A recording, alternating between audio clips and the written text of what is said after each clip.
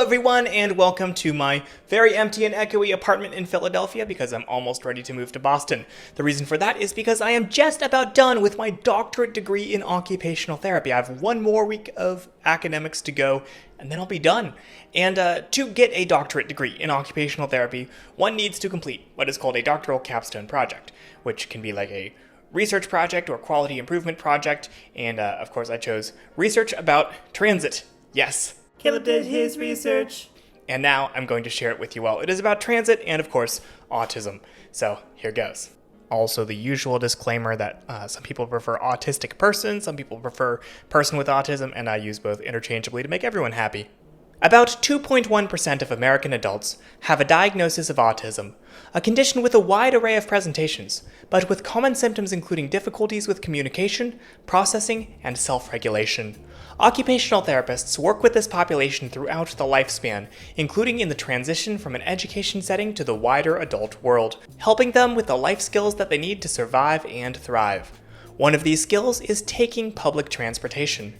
After all, mobility is crucial to being able to access anything outside the home. So my capstone research question was, how can occupational therapists best teach individuals who have autism how to ride public transportation? To begin my study, I conducted a literature review. There are limited studies on how to teach individuals with autism how to ride public transportation, but I did find a few studies from Belgium and Australia that surveyed adults with autism who ride public transportation and asked them about their experience. Many individuals experienced anxiety around various aspects of riding transit, such as delayed vehicles or knowing when to pull a stop request cable, but they also valued independence and self-reliance in their travel. Another study I looked at from Japan showed that individuals with neuromuscular impairments demonstrated increased self-efficacy and perceived occupational enhancement after a single instructional session riding public transportation. Based on this, I next conducted a needs assessment at the organization I would be partnering with for this study. This organization provides travel training, which is an instructional service for anyone physically and cognitively able that teaches individuals how to ride public transportation. In this travel training, I wanted to explore adding more elements of building a cognitive understanding of transit, including route maps and preparation for when things go wrong. And I wanted to try my hand at building a comprehensive curriculum to teach individuals about these things and others. I recruited individuals ages 18 and up in the greater Philadelphia area with a diagnosis of autism via multiple schools and other programs working with this population. Individuals were then given 3 one-on-one travel instruction sessions with me. In the first session, I would begin by asking individuals to rate their confidence in a variety of transit riding skills on a scale of 1 to 10. After this, I provided them with an interactive PowerPoint presentation on transit riding skills, informed by my literature review and needs assessment, and based around the Ready to Ride curriculum developed at Temple University, as well as the Functional Assessment of Cognitive Transit Skills, or FACTS, a standardized measure to see if an individual can safely ride public transportation. Once this was complete, I took each individual on a ride on Philadelphia Transit, teaching them transit riding skills on the go and giving them ample opportunity to practice. At the end of this session, I rated each of their transit riding skills on a range from needs improvement with prompts to performs with competence without prompts, and gave them this feedback. After 2 more travel training sessions, I rated individual skill performances again, asked them again how confident they felt about their transit riding skills, and solicited their feedback on the whole process.